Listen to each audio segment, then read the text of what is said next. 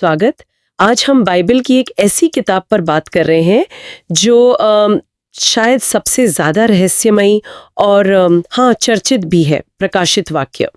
हमारे पास कुछ कमेंट्रीज हैं और दूसरी अध्ययन सामग्री भी जिनसे हम इसके मतलब गहरे अर्थों को समझने की कोशिश करेंगे। बिल्कुल, ये एक फैसिनेटिंग किताब है। हमारा मकसद है प्रकाशित वाक्य के जो मुख्य संदेश हैं और इसके जो प्रतीक हैं जो कई बार बड़े जटिल लगते हैं और जो अलग अलग व्याख्याएं हैं उनको थोड़ा खंगालना। हाँ, ये सिर्फ भविष्य की घटनाओं का कोई टाइमलाइन नहीं है, बल्कि जैसा हमारे स्रोत बताते हैं ये मुख्य रूप से यीशु मसीह का प्रकाशन है, उन्हीं का रेवलेशन। सही कहा, फोकस यीशु पर है। चलिए इस चर्चा को शुरू करते हैं एक ऐसे सवाल से जो कई लोगों के मन में आता है कि क्या दुख तकलीफें परमेश्वर की मूल योजना का हिस्सा थीं? ये एक बड़ा सवाल है। स्रोत इशारा करते हैं कि शायद नहीं, मतलब मूल योजना में नहीं, लेकिन ये एक हकीकत है जिसे परमेश्वर और शैतान दोनों ही अपने अपने मकसदों के लिए इस्तेमाल करते हैं। हाँ, ये परिप्रेक्ष्य जरूरी है। ये विचार मुझे लगता है प्रकाशित वाक्य को समझने में काफी मददगार हो सकता है। तो इस किताब का असल सार क्या है, कहाँ से शुरू करें? बिल्कुल, और यहीं से बात दिलचस्प होती है। प्रकाशित वाक्य महज भविष्य बताने वाली किताब नहीं है, जैसा आपने कहा। एक स्रोत इसे देखता है जैसे अच्छाई और बुराई, परमेश्वर और शैतान के बीच एक विराट संघर्ष चल रहा है। और इसका अंत होता है यीशु मसीह की निर्णायक जीत में। तो जैसा आपने कहा, जोर मसीह विरोधी पर उतना नहीं जितना स्वयं यीशु मसीह के प्रकटीकरण पर है। और ये प्रकटीकरण बहुत सारे सिंबल्स, मतलब प्रतीकों के जरिए होता है ना। हाँ। जो कई बार कंफ्यूजिंग लगते हैं। हाँ, ये सच है। इसे समझना एकदम सीधा नहीं है। बाइबल प्रोजेक्ट जैसे स्रोत इसे कहते हैं उच्च प्रतीकात्मक साहित्य। अच्छा। ये दिखाता है सांसारिक दुनिया, अनदेखी दुनिया और जो ईश्वरीय वास्तविकताएं हैं उनके बीच का संवाद, उनका इंटरेक्शन। ओके। जैसे उदाहरण के लिए 7 मोहरे हैं, 7 तुरहियां हैं और 7 कटोरे। हाँ, इनका जिक्र बार बार आता है।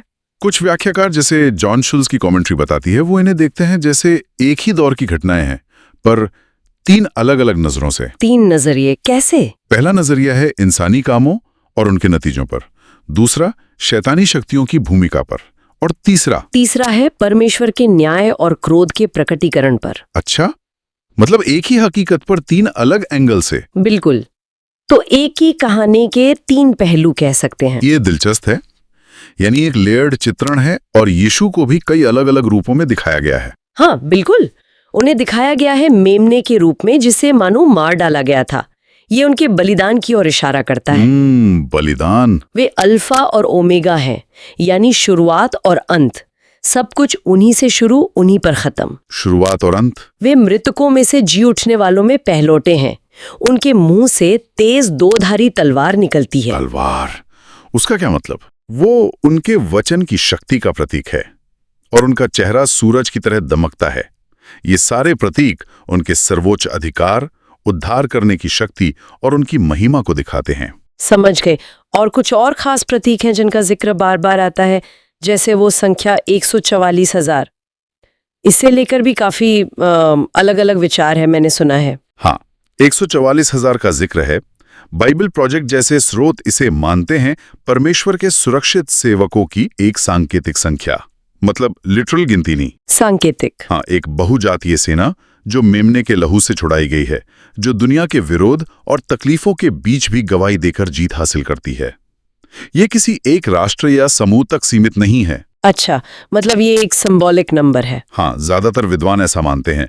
इसी तरह बेशा बाबुल का प्रतीक है। हाँ, बाबल, जो अक्सर रोम जैसे शक्तिशाली विद्रोही मानव साम्राज्यों का प्रतिनिधित्व करता है।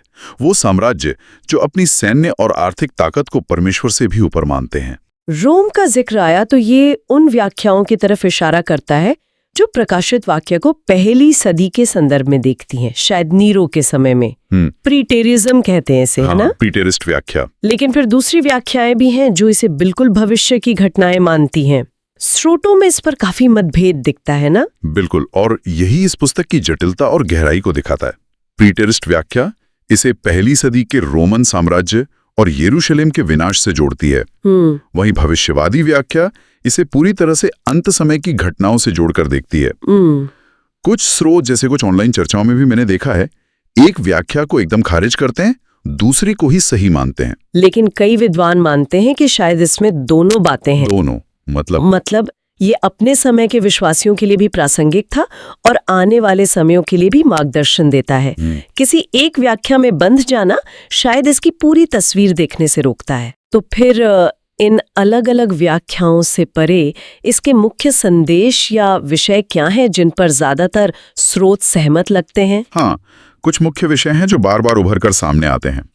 जॉन शुल्ज और इंड्यूरिंग वर्ड जैसी कमेंट्रीज बताती हैं कि पुस्तक जोर देती है पीड़ा और मुश्किलों में धीरज धरने पर और विश्वास योग्य बने रहने पर। धीरज और विश्वास योग्यता, हाँ, जिसे वो पहला प्रेम न छोड़ने की बात कहते हैं।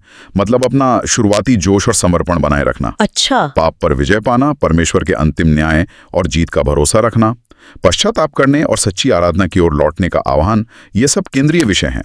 और एक बहुत शक्तिशाली विचार यह है कि यीशु हमें सिर्फ हमारे पापों से धोते या छुड़ाते ही नहीं हैं, बल्कि हमें परमेश्वर के लिए राजा और याजक भी बनाते हैं। वाओ! एक ऊंचा दर्जा, एक जिम्मेदारी देते हैं। राजा और याजक, वाओ! और अंत में एक बहुत आशा भरी तस्वीर भी है ना? हाँ, बिल्कुल। अंत में एक नई सृष्टि की दृष्टि है, नया स्वर्ग और नई पृथ्वी, और उसमें नया यरूशलेम। नया यरूशलेम बाइबल प्रोजेक्ट इसे दिखाता है एक बहाल की गई दुनिया के रूप में, जहां परमेश्वर की उपस्थिति मनुष्यों के बीच है। किसी मंदिर की जरूरत नहीं, क्योंकि परमेश्वर स्वयं वहां मौजूद है। परमेश्वर स्वयं मौजूद है। हाँ, और मानवता अपने उस मूल उद्देश्य को पूरा करती है जिसके लिए उसे बनाया गया था, जैसा उत्पत्ति की किताब में इशारा मिलता है। यह निराशा के अंधेरे में आशा की एक बहुत शक्तिशाली किरण है। तो इन तमाम जटिल प्रतीकों, विभिन्न व्याख्याओं और इतने गहरे संदेशों को देखते हुए एक सवाल मन में उठता है। क्या ऐसा हो सकता है कि प्रकाशित वाक्य के असल अर्थ को समझने की ये जद्दोजहद, ये कोशिश ही हर युग के विश्वासियों के लिए इसके संदेश का एक अहम हिस्सा हो? ये सोचने वाली बात है। शायद असली संदेश सिर्फ किसी एक तयशुदा निष्कर्ष पर पहुंचना नहीं है, बल्कि इस विश्वास के साथ कि अंत में यीशु ही विजयी है। इस पुस्तक के साथ जुड़ना, इसके अर्थ को खोजना और उसे अपने जीवन में लागू करने की प्रक्रिया में ही शायद उसी में संदेश निहित है। ये सोचने के लिए एक अच्छा विचार है कि सफर भी उतना ही महत्वपूर्ण है जितनी मंजिल। बिल्कुल, सोचने के लिए एक विचार।